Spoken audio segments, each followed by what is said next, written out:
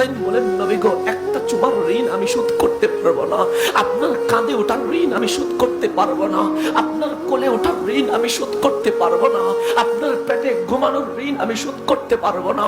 আপনার পিঠের উপর সওয়ার হওয়ার ঋণ শোধ করতে পারবো না। আমার মুস্তাফা চোখের পানি ছেড়ে দিয়ে বলেন, হুসাইন, আমার প্রত্যেকটা চুমার ঋণ শোধ করে দিতে হবে। আমার কাঁধে ওঠার ঋণ শোধ করে দিতে হবে। আমার পিঠে সওয়ার হওয়ার ঋণ শোধ করে দিতে হবে। আমার পিঠে খেলা করেছো, সেই ঋণ তোমাকে শোধ করতে হবে। হুসাইন ডাক দিয়ে বলেন, নানা জান, কেমনে শোধ করব? হুসাইন, শুনে রেখো, আমি সাকরাতের বিছানায় আছি, আমি নবী এখনই বিদায় নিয়ে যাব।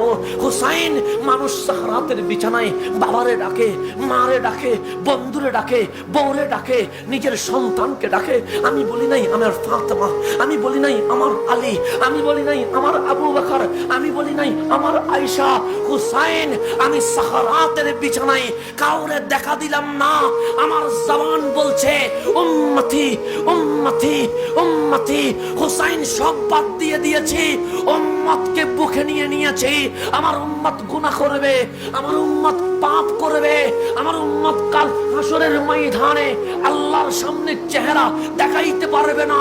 হুসাইন, আমার উম্মতকে আমি এত ভালোবাসি, এত ভালোবাসি, আমার উম্মতকে জাহান্নামে রেখে আমি মুস্তাফা জান্নাতে যেতে পারবো না। হুসাইন ডাক দিয়ে বলে, আমি কি করতে পারি? আমার নবী ডাক দিয়ে বলেন, হুসাইন, তুমি কি চাও চুমুর ঋণ শোধ করবে? হুসাইন বলেন, চাই। তুমি কি চাও আমার বুকে ওঠার ঋণ শোধ করবে? হুসাইন বলেন, চাই। তুমি কি চাও আমার পিঠে সওয়ারি হওয়ার ঋণ শোধ করবে? হুসাইন বলেন, চাই। হুসাইনকে ডাক দিয়ে বললেন, আমি চলে যাচ্ছি, এমন একটা সময় আসবে হুসাইন তোমার গর্দান দিতে হবে।